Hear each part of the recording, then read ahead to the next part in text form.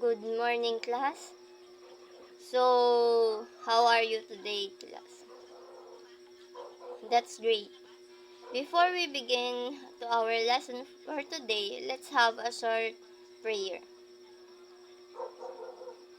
Dear God, we thank you for your love and your promise to be with us. At school or work, at rest or play, help us to feel near to you and hear your voice.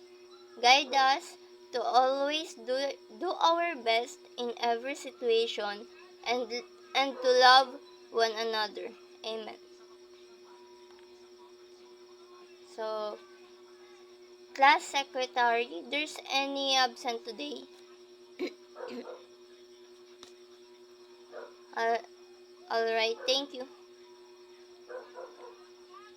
So, kindly submit your assignments and I will check it later.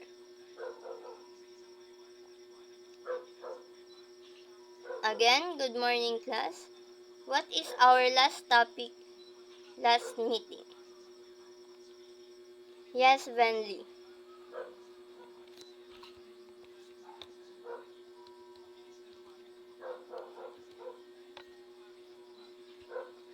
Very good, Venly. Alright, what is ecological waste management, Roseanne?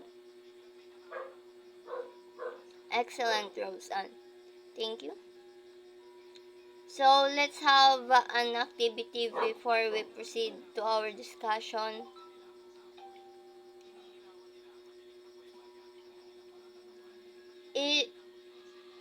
This game is called waste sorting game. So, we're online today, so I cannot sort this. So, let's proceed.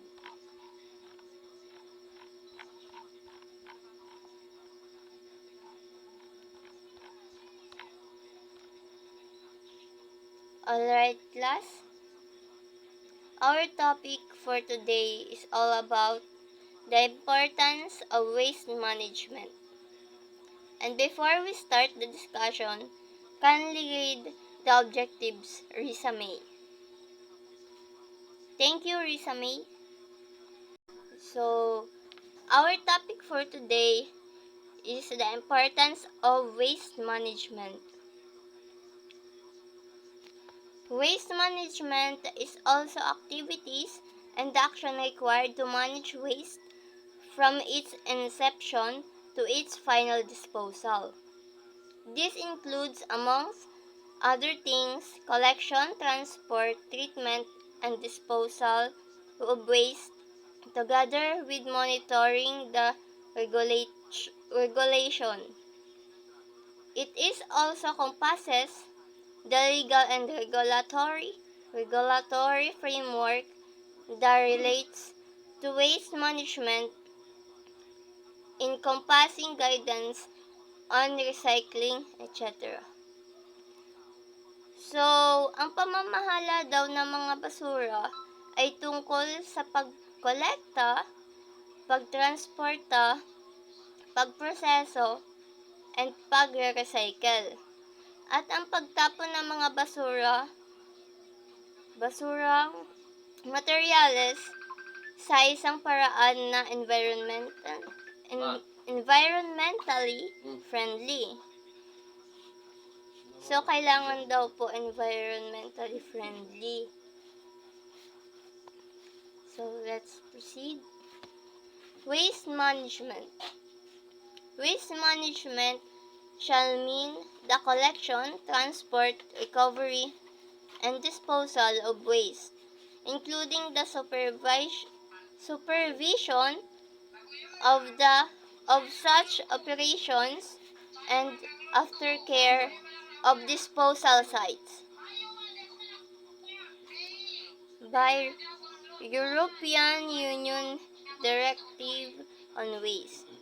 So, however, the newer concepts of waste management talk about reduce, reuse, and recycle of waste over above waste disposal.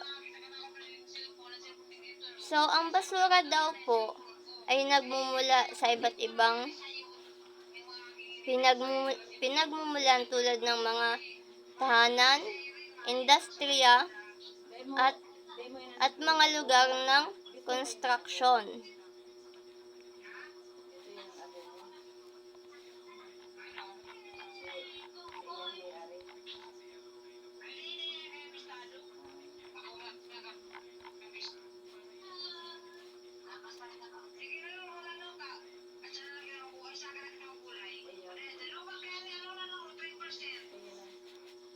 So, effects of waste. Environmental effects. Surface water contamination. Groundwater contamination. Soil contamination. Air contamination. And the economic effects is municipal well-being and recycling revenue. So, ang basura daw po ay iniipon gamit ang mga sasakyan at mga lata. Pagkatapos po ay dinadala sa mga pasilidad ng paggamot o mga lugar ng pagtatapunan.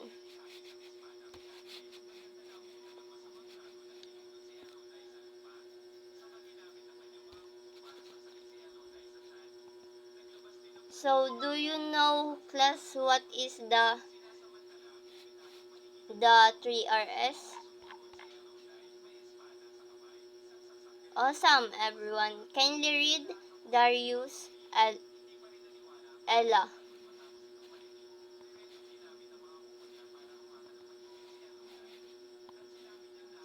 Kindly read.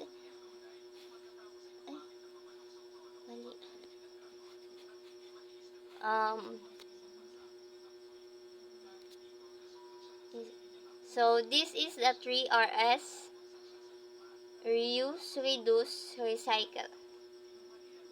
So number 1 is reduce.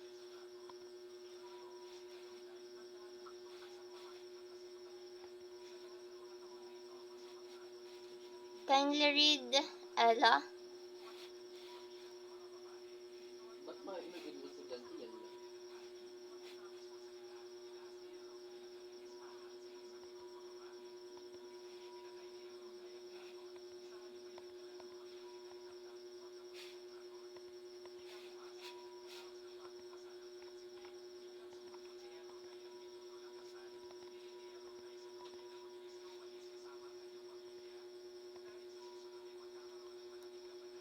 So, thank you, Ella.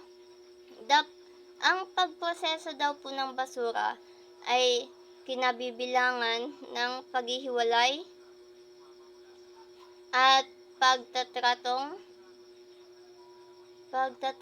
sa mga materyales ng basura upang makabawi ang mga pagkukunan at bawasan na ang dami ng basura. So, yan daw po yung mga kailangan gawin para ma-reduce daw po natin yung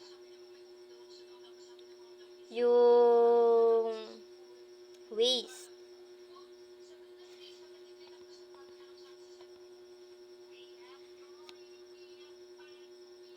So, number 2, kindly read, Ellen.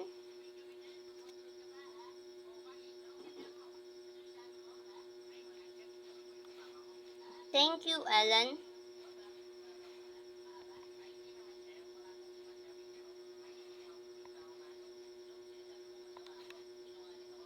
Ang recycling ay mahalaga upang lumikha ng bagong produkto at pangalagaan na ang mga pagkukunan. So, pag nag-reduce daw po tayo, pwede daw po natin siyang gamitin ulit. Katulad po ng mga envelopes daw po, used paper, used paper or scratch paper.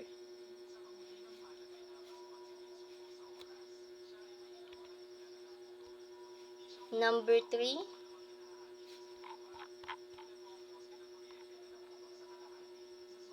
kindly read Lady Jane. Lady Jane.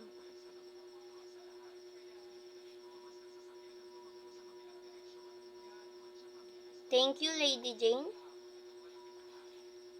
Ang pagtatapon daw po ng hindi mare-recycle na basura ay nangyayaring sa mga lupalop or sa pamamagitan ng mga paraan tulad ng i-incinerate. So, kailangan daw po natin siyang ilagay sa tamang basurahan kung magtatapon daw po tayo ng basura. Para po ma-recycle po natin yung mga dapat natin i-recycle.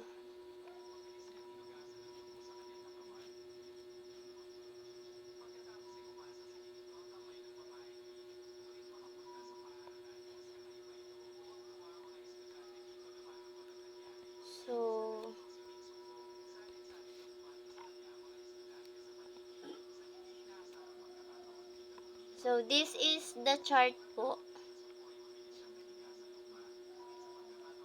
So, may tinatawag po tayong least favored option and most favored option. So, prevention po is ipe-prevent po natin yung dito po muna tayo sa pinakang unahan. So, pinakang taas. Prevention po is ipe-prevent po natin yung basura or papanatilihin po nating basta mag-prevent po tayo. Tapos, minimization. So, kung magtatapon daw po tayo ng basura o kaya gagamit tayo ng mga plastic bottles or papers, i-minimize na daw po natin para pwede pa siyang ma-reuse. So, dito po tayo sa reuse. Yun na nga po yung mga minimize natin. Yung iba po dun is pwede po nating i-reuse. And, pwede din po nating i-recycle pagkatapos. Then, energy recovery. And, kung hindi na po talaga natin pwedeng i-recycle, reduce, o kaya i-prevent or minimization, pwede na daw po nating i-dispose. So, dito po yan sa disposal, pinakang baba. So, this is po yung source of waste. So, pwede daw po sa households. So, industry. Sa source of waste naman po, pwede din daw po sa agriculture and fisheries.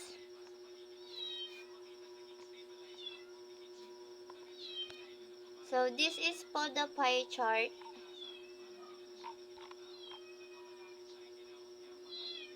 The pie chart. So, makikita po natin dyan kung alin po yung pinakang marami na naitatapon po. So, pinakamarami po is paper or paperboard and yard waste. So, ito po yung types ng 4 method of disposal.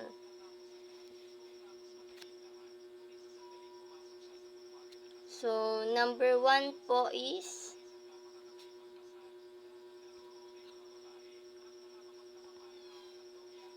is landfill.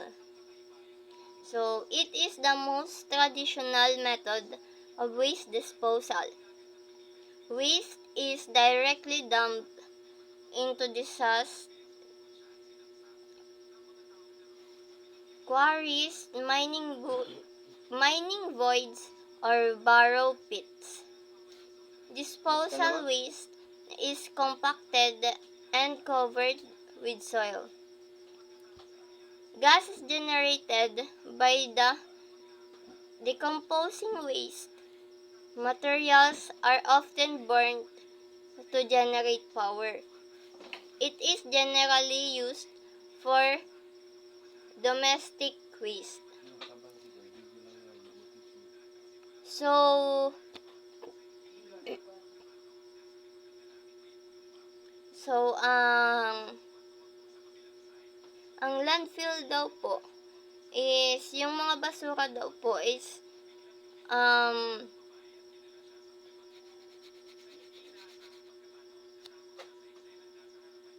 makibuko ka mo.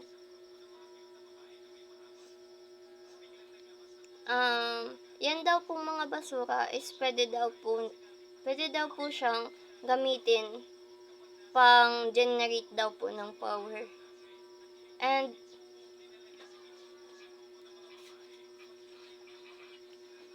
so ito na daw po yung talagang tradition method ng disposal of waste.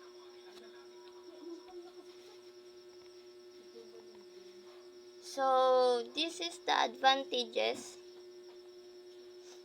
and disadvantages of the landfill. So, advantage. Can you read?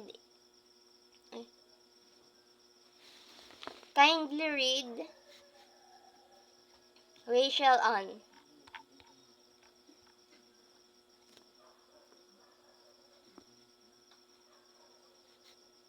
Thank you, Rachel Ann. So,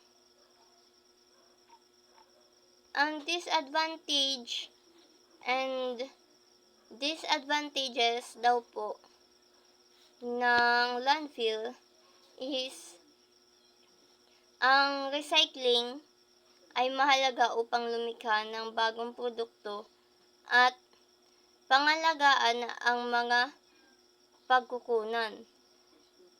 So, mahalaga daw po yung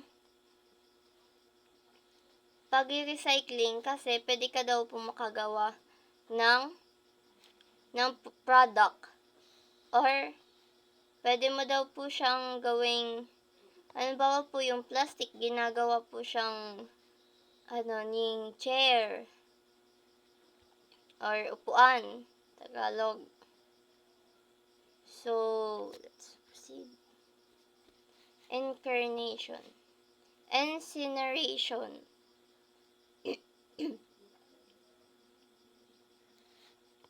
Please read Claire.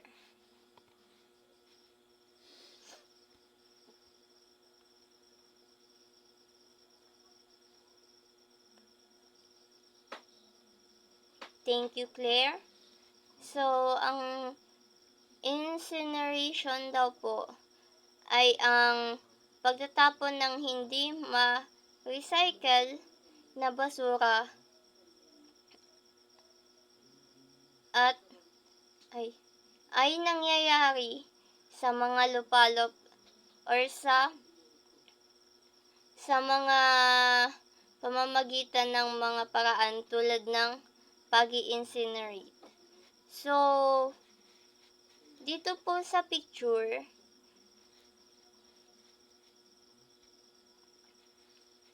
so may landfill disposal po.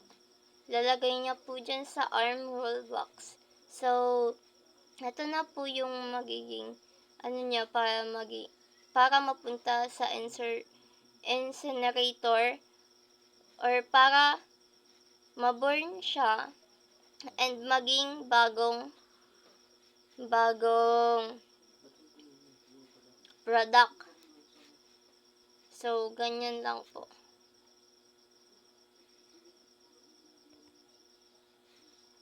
So, this advantage and disadvantage of incineration.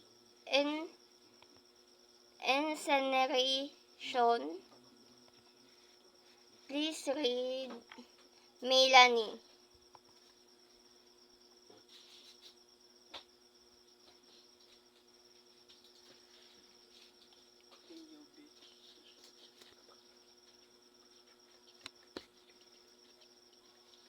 So, thank you, Melanie.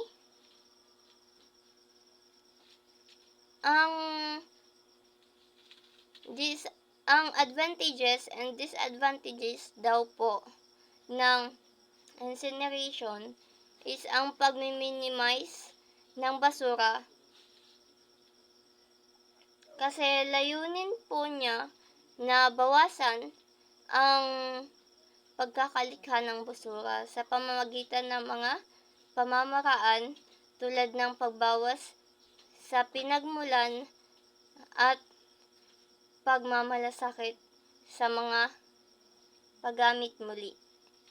Pagmamalasakit or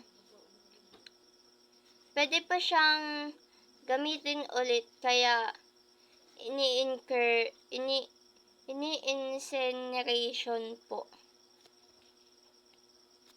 So, compaction. Compaction. The waste is compacted or compressed.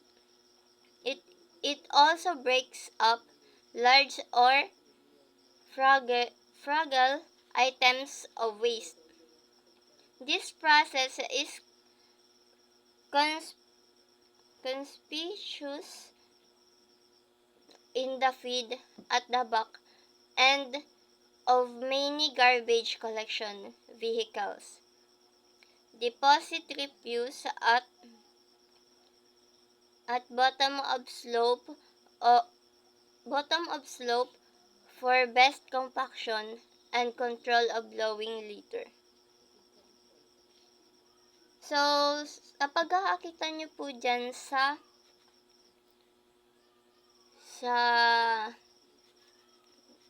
truck po ay sa makina na yan po is tigfo-form niya po yung mga basura para madali daw po siyang sunugin. So, pyrolysis. Pyrolysis is defined as thermal degradation of waste in the absence of air to produce char. Pyrolysis, oil and syngas. The conversion of wood to charcoal. Also, it is defined as destructive distillation of waste in the absence of oxygen. External source of heat is employed in the process. So, ang epektibong pamamahala daw po ng basura ay mahalaga. And para din po sa pangangalaga ng kalikasan, sa pangangalaga ng napagkukunan at pagpopromote ng kalusugan ng publiko. So, pwede din daw po siyang ginagamit po siya, yung pyrolysis sa mga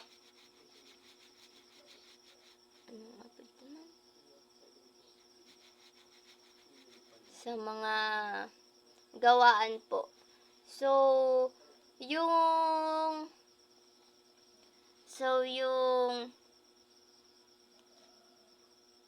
pet treatment of fire. So, yung basura po, ginagawa po siyang, ay sinusunog po siya, tapos matutunaw po siya. And, pwede daw, and, magiging pyrolysis, char collection to cyclone, or char collector, and then mapupunta daw po dito sa number 4, quench system, or quencher, and magiging bio-oil storage. So, yun lang po. Thank you. Thank you very much, everyone.